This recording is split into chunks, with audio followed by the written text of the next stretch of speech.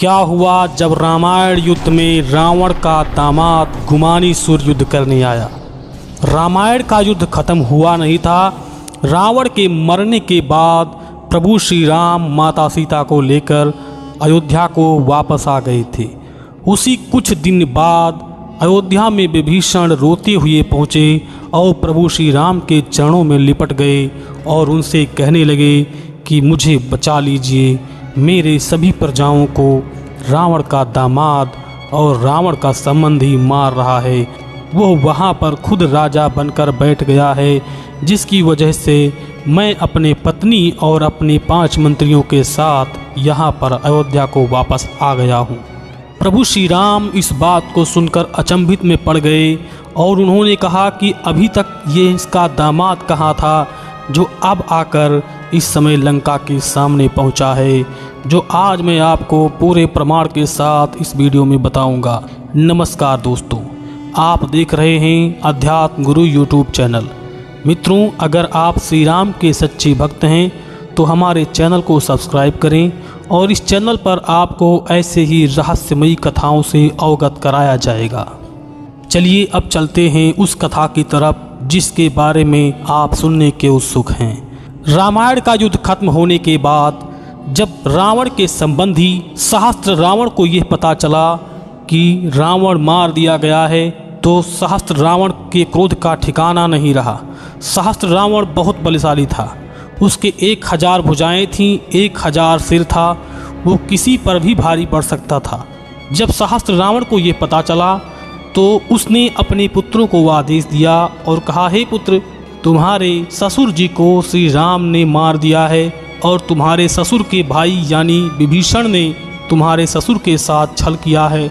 इस तरह से सहस्त्र रावण ने आकर लंका पर कब्जा कर लिया और फिर विभीषण भागकर प्रभु श्री राम के शरण में आ गए।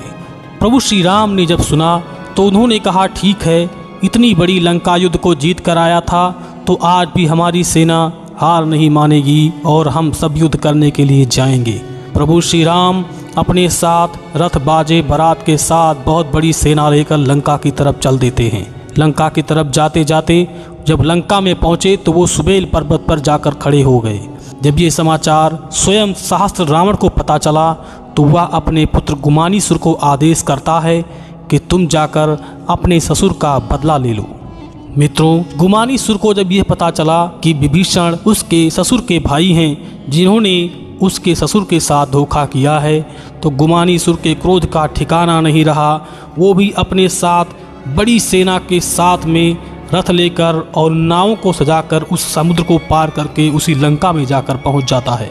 लंका में पहुंचकर उसकी सेना की चिंगाड़ को सुनकर स्वयं वानर डर जाते हैं और प्रभु श्री राम के पास सूचना पहुंचती है कि लंका में गुमानीसुर नाम का राक्षस बहुत आतंक मचा रहा है और आप इन सभी प्रजाओं की रक्षा करें। प्रभु श्री राम ने वानर सेना को स्वयं जाम्बवंत, अंगद, नल नील और हनुमान को गुमानीसुर के साथ युद्ध करने के लिए भेज दिया। दोनों के साथ युद्ध होना शुरू हो गया। उस समय गुमानीसुर ने कहा, हे वानर, मेरा दुश्मनी तुमसे नहीं है, मेरा दुश्मनी सिर्फ विभीषण से है, इसलिए तुम यहाँ से चले जाओ। लेकिन हनुमान जी थे बहुत बलशाली, तो हनुमान जी ने कहा, पहले मुझसे तो निपट लो, इसके बाद महाराज विभीषण से जाकर मिलना। इस तरह से केसरी, गवय, गवाक्ष, संपाति, पनिशल तथा बहुत सी सेना एकत्रित हो गई।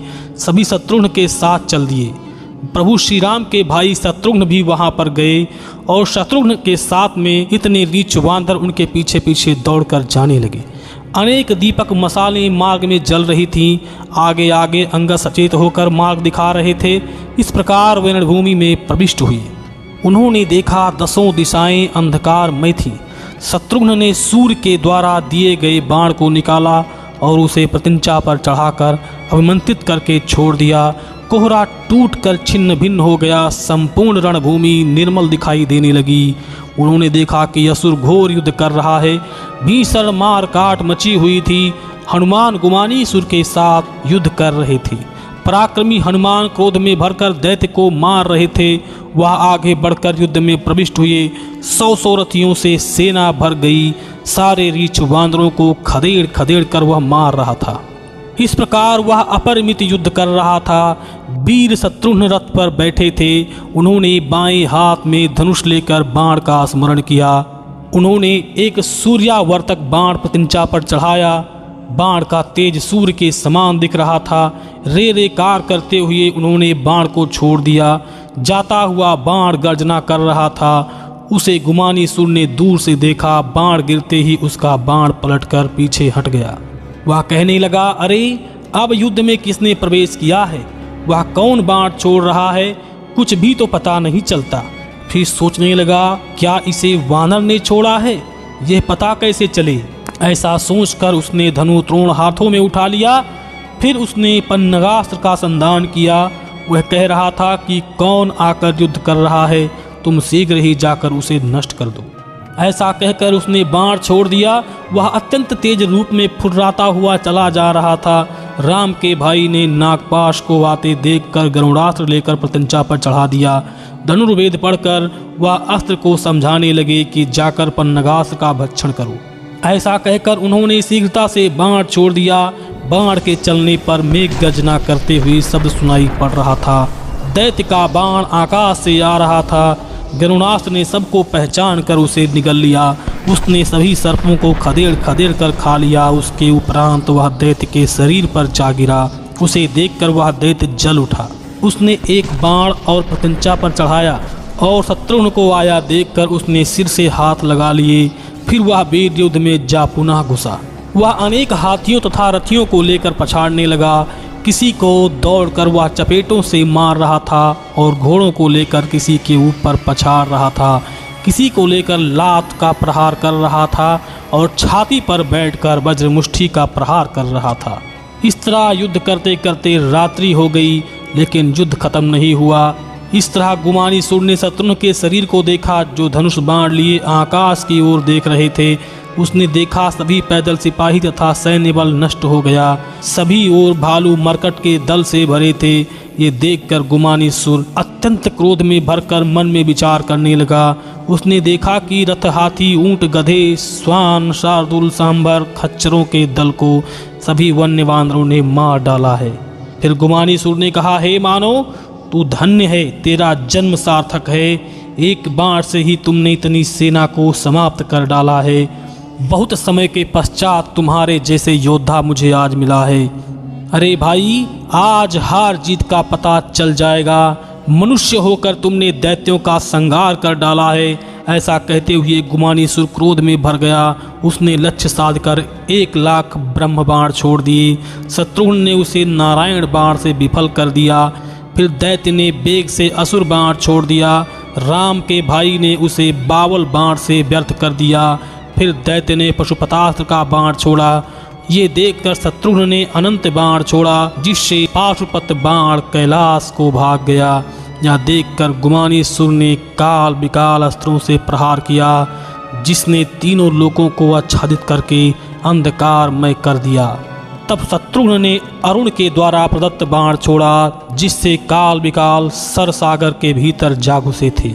फिर श्री राम के भाई शत्रुघ्न ने कुपित होकर शिव द्वारा दिया हुआ बाण तुड़ीर से बाहर निकाला। पशुपत नाम वाला जो बाण था, उसके अकेले शरीर में 5 करोड़ नोकें थीं। उसी क्षण उन्होंने उसे लेकर धनुष पर संधान किया तथा उसे अवमंत्रित करके छोड़ दिया। बाण घोष गर्जना करते हुए चल पड़ा। ये देख गुमानी ने बहुत से बाण छोड़े, परंतु वह शत्रुघ्न के बाण को विफल न कर सका। ना लौटने वाले बाण से कौन बच सकता था? यदि उसने अनंत देव की सेवा की होती, तभी वह बाण विफल हो सकता था। रोक ना होने के कारण वह शीघ्रता से चला गया और गुमानी सुर पर गिरते ही उसका सिर कटकर जमीन पे गिर पड़ा।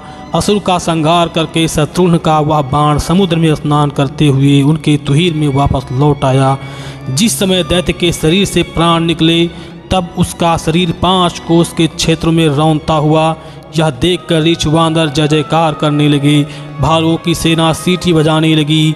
सारे देवताओं ने आकर पुष्प वर्षा की तथा आकाश में स्थिर रहकर उन्होंने श्री राम की प्रशंसा की। इस तरह से रावण के दामाद गुमानी सुर का अंत हुआ। दोस्तों, इसके आगे भी कथा है। जो रावण का दामाद है वो भी युद्ध करने आएगा और उसका नाम है शुक्राजीत। अगर आप इस वीडियो को आगे भी देखना चाहते हैं तो कृपया कमेंट में पार्ट 2 ज़रूर लिखें। वीडियो अच्छा लगे तो कृपया लाइक भी करें। इसका प्रमाण मैं पन्ने के रूप में लगा देता हूं, आप उसे पढ़ सकते हैं। लेते हैं आपसे इजाज़त, मिलेंगे फिर ऐसी कथा के साथ। तब तक के लिए जय श्री राम।